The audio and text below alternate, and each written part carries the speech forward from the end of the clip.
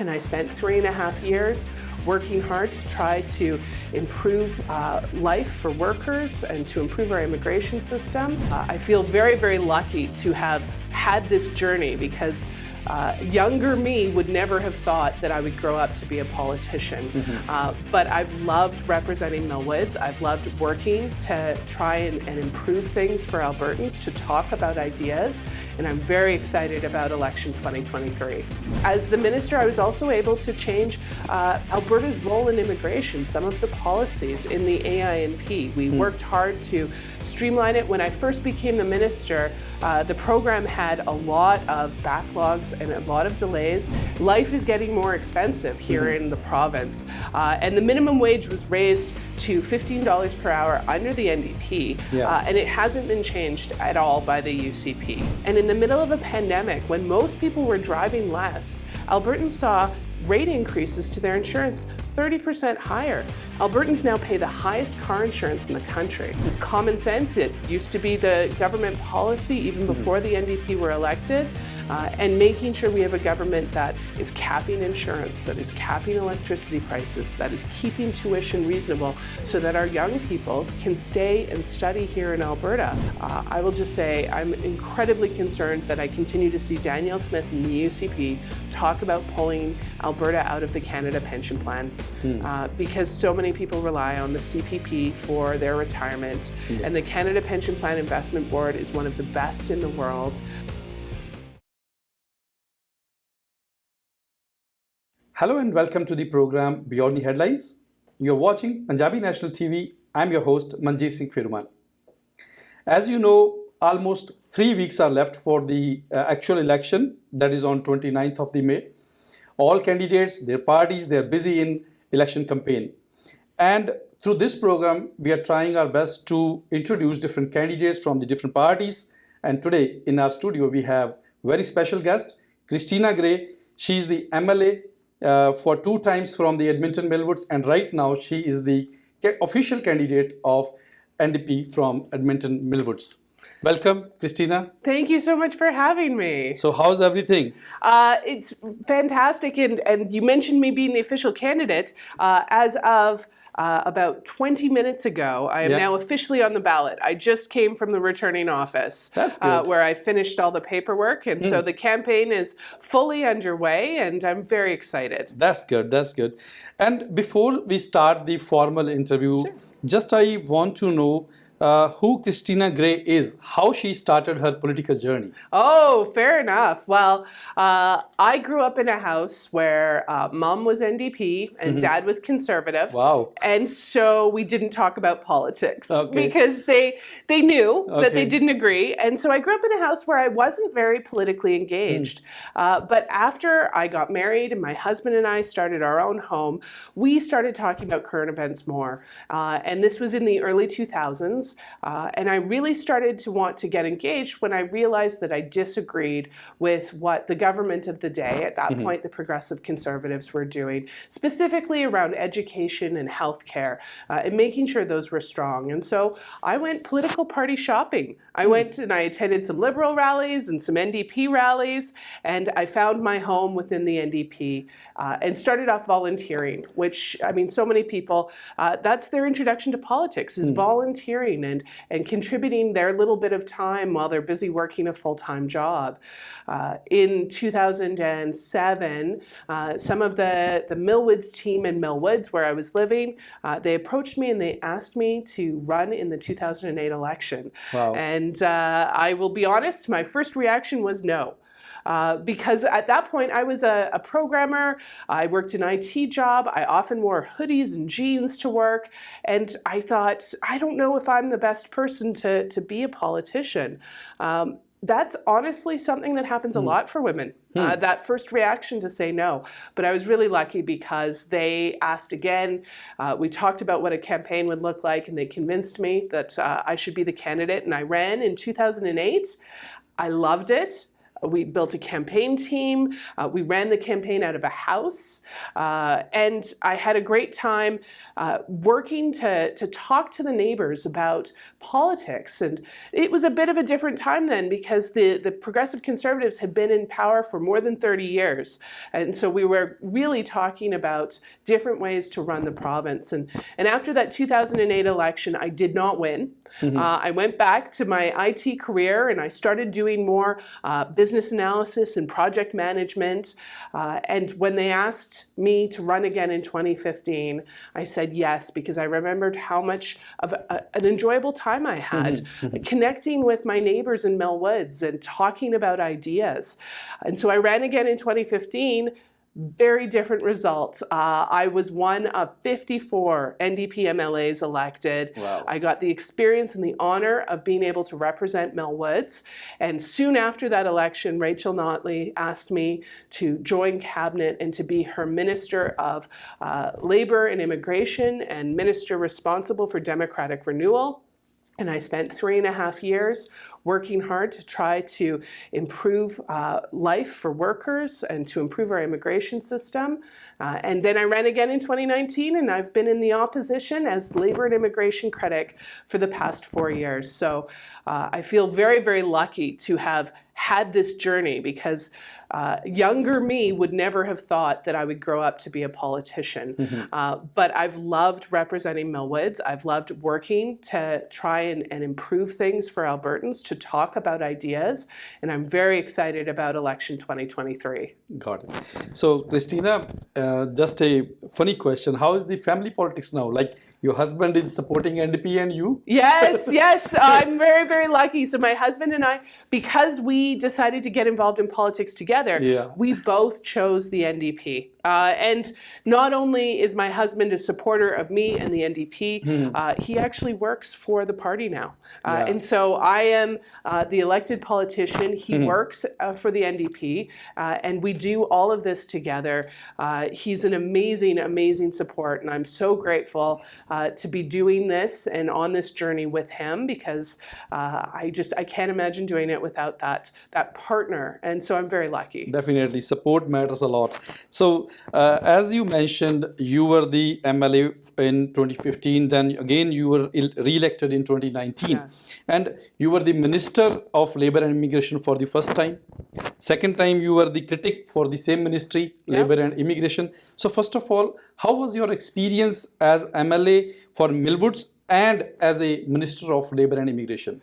It was fantastic because as the minister, I was incredibly proud to make changes that materially impacted constituents in Mill Woods, including raising the minimum wage to $15 per hour, something that I know from talking to people who live in Mill Woods helped people put food on the table. When you think about how expensive life is today with rising inflation and all the costs that have been piled onto families, I know that raising the minimum wage was the right thing to do for families in our communities. And as the minister, I was also able to change Alberta's role in immigration, some of the policies in the AINP. We worked hard to streamline it. When I first became the minister, the program had a lot of backlogs and a lot of delays. People were what we would call expiring in queue. They would be waiting so long for their application to be processed that their visas or others would expire. So we were able to fix that, and I made some changes to the provincial nominee program to ensure that workers were not relying on potentially bad acting employers and making sure that someone wasn't forced to stick with a bad employer because they needed their immigration papers signed in a certain way. So the changes I was making as minister, I was hearing about from constituents in Mill Woods what a difference that was making for them. And of course, being the MLA for Mill Woods is really busy because there's lots of community events that I'm honored to attend. It's a very diverse community, right? Fantastic. So I often will visit the Gurdwara, the Masjid, the Mandir, or the churches, all of the different faith groups and community groups. And it keeps me really, really busy, but it helps me by being at these events to stay connected to what constituents are thinking and what they want. And so that's been very valuable to me as the MLA. Yeah. As you mentioned, when you were the Minister for the Labor, the minimum wages were increased to $15. Yes. I have a recent report. It's by a chief economist of Alberta Central, Charles St. Arnaud. He said recently impact of inflation is harsher in Alberta due to overpopulation. He mentioned few things like food bank use in Alberta is increased by 34%. Yes. Then city of Calgary is growing 62 people every day, and for many years. And ultimately by 2027, it will be like 110,000 people will be added to Calgary's population. Then there are some questions where the new residents will live, where they will work. Then what about the rent? Because in Calgary, rent is up by 25%. Grocery bills are going up, mortgages are going up, housing prices is going up. And as you started with the minimum wages, right now, federal minimum wages are 16.65. So is there again need to revise the wages in Alberta? You've got so much in that question. It's fantastic. You're absolutely right, because life is getting more expensive here in the province. And the minimum wage was raised to $15 per hour under the NDP. And it hasn't been changed at all by the UCP for many years. Almost more than 4 years, right? Right, absolutely. And for many years, it was Alberta government policy to make sure that the minimum wage would go up with cost of living, with inflation. And this was something that many business owners talked to me about, because it gave them certainty to know what changes the minimum wage would have. By letting the minimum wage stay so low, when we had to bring that up, feedback from business owners was, this feels like it's too much too quickly. And so an NDP government, if we are elected, what we will be doing is tying the minimum wage to inflation, which is what business owners have asked for and which is fair for workers, to make sure that they don't lose out on buying power, that families who work a full-time job don't have to stop at the food bank on the way home. Your stat about the food bank is so accurate, and we see that in our communities here in Millwoods, because the cost of everything has gone up. And the UCP government has added costs to families in a number of ways. Everything from increasing taxes to there used to be a cap on insurance. They took that cap off, and in the middle of a pandemic, when most people were driving less, Albertans saw rate increases to their insurance 30% higher. Albertans now pay the highest car insurance in the country. They did something similar for utilities. They added the costs. They increased tuition at university. Tuition fees, All of these things put pressure on Alberta families, and it contribute to the affordability crisis. We need a government that isn't going to pile costs on to families in Millwoods and across Alberta. I think tying the minimum wage to inflation is common sense. It used to be the government policy even before the NDP were elected, and making sure we have a government that is capping insurance, that is capping electricity prices, that is keeping tuition reasonable, so that our young people can stay and study here in Alberta and contribute and become workers and citizens here afterwards. So there is another part of the same report. Okay. Purchasing power of Albertans is dropped by 4%, whereas the purchasing power of all Canadians, rest of the country, is increased by 3%. This is huge difference. Well, and oftentimes when you listen to UCP ministers and government ministers, they talk about Alberta's economic recovery as being successful, but we know that Alberta has the slowest wage growth, and purchasing power has been under impacted, and we need a government that is paying attention to these things, that is focusing on making life better for families, for people who are going to work each and every day. And that's one of the reasons why I'm running for Rachel Notley in the NDP, because I've seen how much she cares and how much she can create a competent government that is able to set goals and achieve those, including supporting our economy. Just yesterday, I stood with Rachel at a press conference talking about the work that we will do to expand petrochemical development, to expand training for workers, and to continue to create jobs here in our community with some new tax credits. I'm really excited about the economic picture that the NDP is painting, that Rachel Notley is talking about, because that's what we need. Because the slowest wage growth in Alberta, when I asked the new minister, Brian Jean, about this in the legislature, he stood up and said, well, Albertans make the highest wages. Well, they won't for long. If our wages are slow and everyone else is getting bigger. I have seen lots of provinces now, they have above than Albertans. So, I mean, we've got a government that's not listening and not listening to the families that are experiencing hardship when they can't buy the same groceries they used to, because again, their purchasing power has been eroded. That's one of the key reasons why I'm running for Rachel Notley, and it's one of the things I hear when I'm out door knocking, Millwoods and outside of Millwoods. That affordability issue is very important. Big issue. Yes. That's right. As we mentioned, education is very important. There is a recent news related with education. There is a village named Andrew. It's almost having like 400 population, and 115 kilometers northeast of Edmonton. They were having only one school. And recently, Elk Island Public School Board, they have decided to close this school. And the people who are living there, they planned their retirement and everything, they are in trouble. So if NDP come back into power, what will be your strategy to help these people? Well, a school closing like that in a smaller rural area can have a huge impact on the people who live there, on the workforce, and on the decisions families make, because now families with young children may choose to move because of the lack of a school facility. We have watched the UCP government underspending when it comes to education and when it comes to getting schools built. A lot of announcements, not a lot of shovels in the ground. And so our education critic, Sarah Hoffman, has been leading us on this discussion, and she and Rachel Notley have already announced a number of new school projects across the province, as well as a commitment to continue to build, because we are a growing province. We have more students coming to our schools, and class sizes are becoming an issue. So I'm talking more generally about education and our policies to get things built.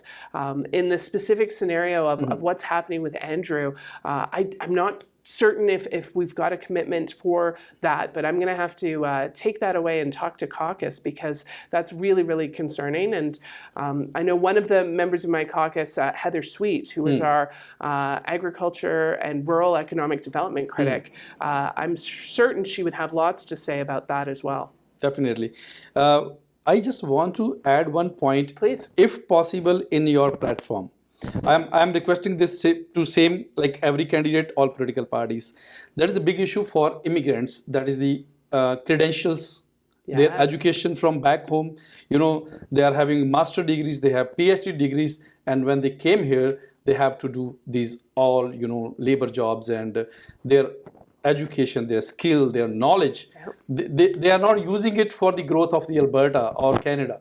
So can you add this into your platform? It is coming. We absolutely are talking to people about foreign credential recognition. I personally have hosted roundtables in both Calgary and Edmonton, talking to workers and agencies that have seen the impact. And we know that this is an issue that impacts Alberta, but Canada, and it impacts our economic growth. It impacts our GDP, and we're losing out by not recognizing the training of these workers. I have watched for 4 years because, of course, foreign credential recognition was something that was in the UCP platform, and they have failed. They have failed to make a difference. They have failed to help people. And it's been frustrating as a member of the opposition to watch that. And so we are going to be making some clear commitments to helping get that foreign credential recognition back on track, because we see in our communities and across the province, the impact that it has. So thank you, because you are absolutely echoing what I've heard as well. And I think you will be able to expect to see more about that in our platform. Thank you. And next question is, usually NDP is considered strongly connected with the trade unions, labor unions, or you can say pro-working class or labor class. But on the other side, opposition parties, they blames NDP is not supportive of businesses and industries, whereas they are playing important role in the economy of Alberta. So what will be your point or NDP's point on this? Well, I would say that it's absolutely true that the NDP and our political party supports workers and working people, fair working conditions, making sure there are good paying jobs, and making sure that there are pensions. Like, these are important things, and they materially impact each and every family.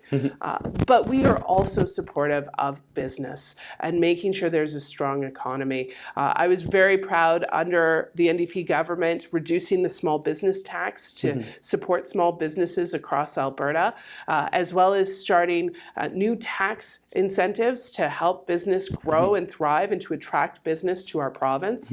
That's incredibly important. And as I mentioned, the announcement I was at yesterday, in the platform, you're going to continue to see plans for our economy and for supporting business in this economy, including plans for diversification.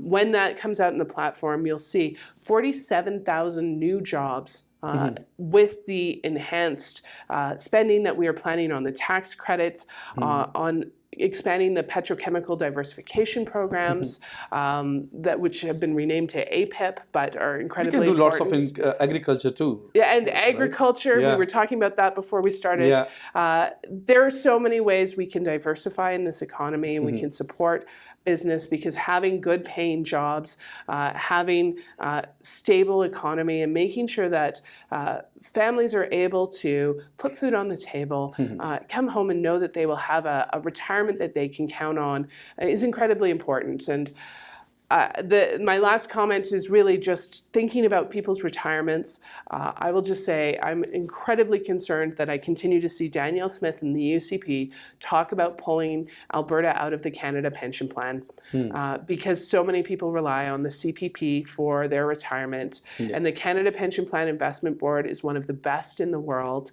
I have talked to hundreds, thousands of Albertans who do not want the UCP to play around with their CPP. And so the NDP has committed to protecting retirement and protecting the CPP. We will not pull Alberta out of the CPP. So many of our seniors rely on that money.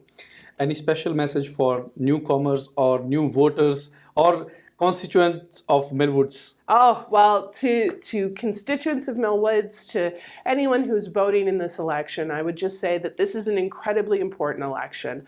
And I and Rachel Notley and the Alberta NDP are running for a better future for Alberta. Everything from better healthcare, supporting our public healthcare system, making sure that everyone has a family doctor with our family health teams plan, making sure that our hospitals and all of our healthcare settings have enough staff and that those staff are supported.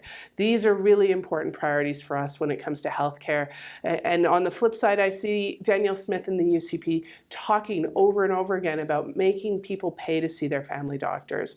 And that's deeply concerning for me. I think our public health care system needs to be protected and improved.